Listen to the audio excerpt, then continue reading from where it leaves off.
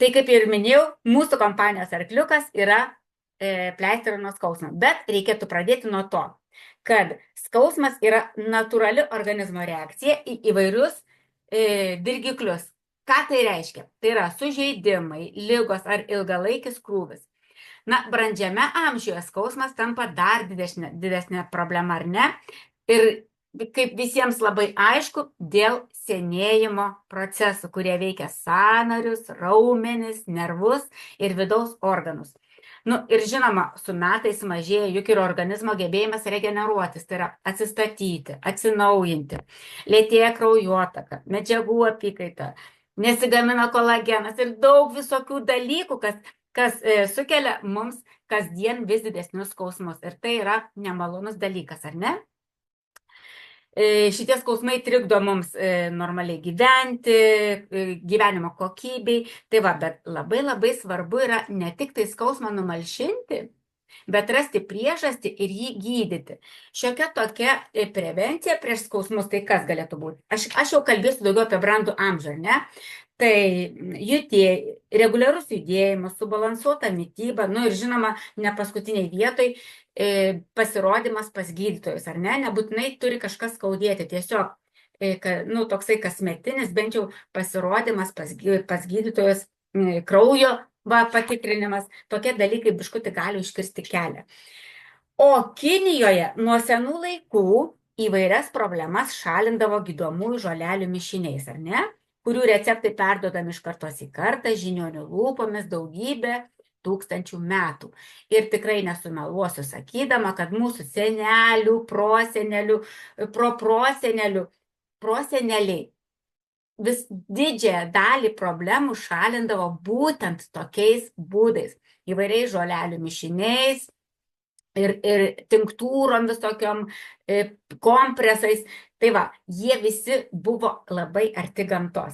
Tai va, Tiende kompanija sukūrė fitopleistrus. Tai yra tradicinės kinų medicinos ir šiuolaikinių technologijų derinys. Šitie pleistrai, kas svarbiausia, ne tik malšina skausmą, bet ir šalina jo priežastį, gerina, aktyvina kraujotaką, mažina uždegimą ir svarbiausia, skatina gijimą. Tikrai turim ir aš turiu labai daug atsiliepimų ir merginos tikrai pasidalins atsiliepimais, bet trupučiuką vėliau.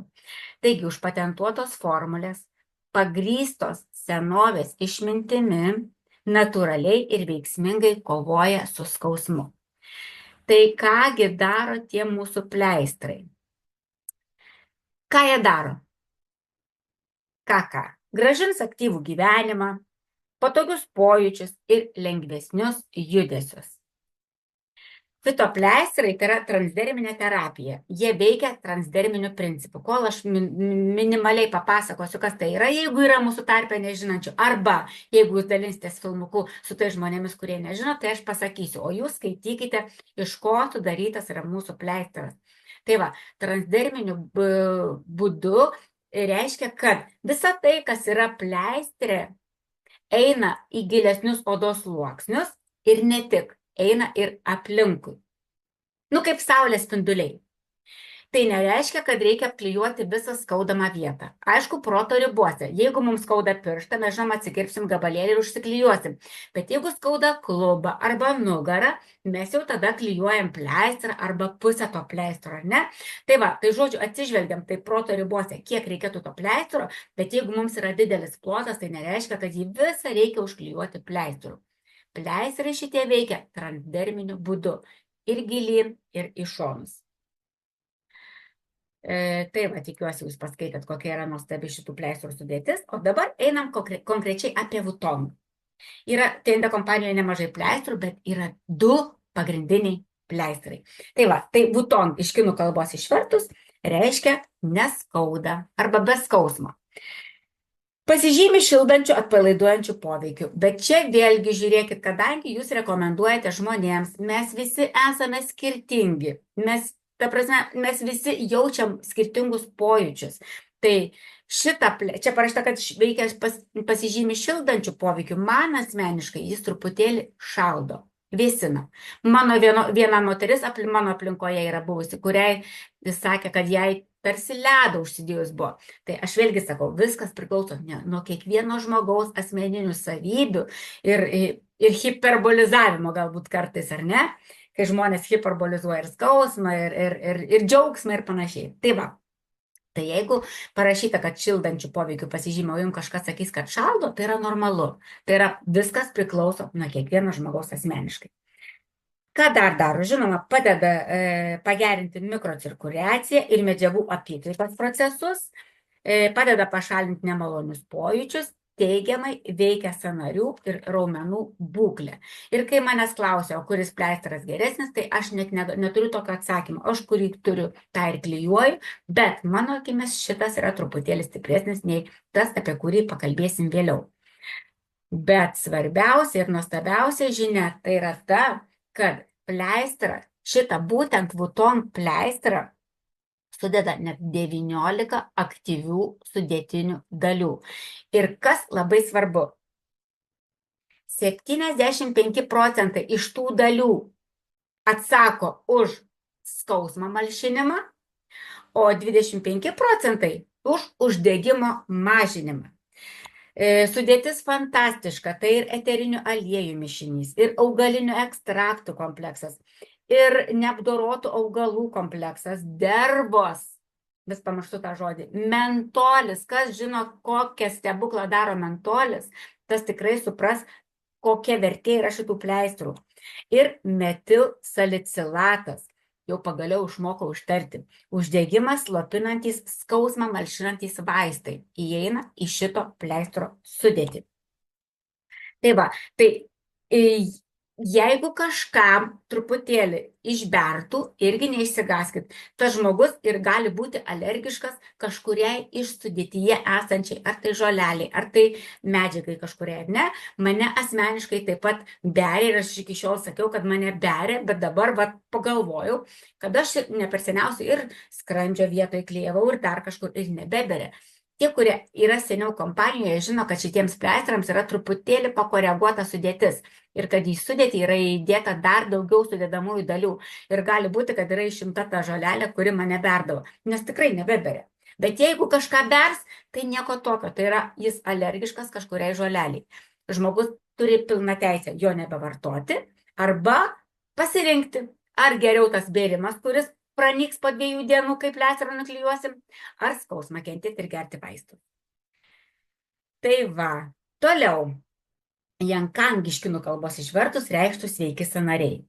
Pasižymi vėlgi lengvas šildantis poveikis, bet vėlgi sakau, viskas priklauso nuo kiekvieno žmogaus asmeninių savybių. Mažina nepatogumo jausmą, pasižymi uždegimą slopinančių poveikių, padeda gerinti mikrocirkuliaciją. Pleistro sudėtyje yra 12 aktyvių sudėtinių dalių ir atkreipkite dėmesį, čia 75% atsako už uždegimo mažinimą, o 25% už skausmo slopinimą. Tai yra atsakymas į klausimą, kuris vertingesnis. Tai jeigu žmogus turi problemų su sąnariais, rekomenduojam šitą pleistrą, jis taip pat malšina skausmus, bet stipresnis pleistras yra vis tik Vuitton. Ir dar vienas būdas yra, idealus būdas, tarkim, ar ne, nes skausmas būna vieniems gulint, tikrai žinau žmonių, kuriems naktį tiesiog gulint lovoje skauda.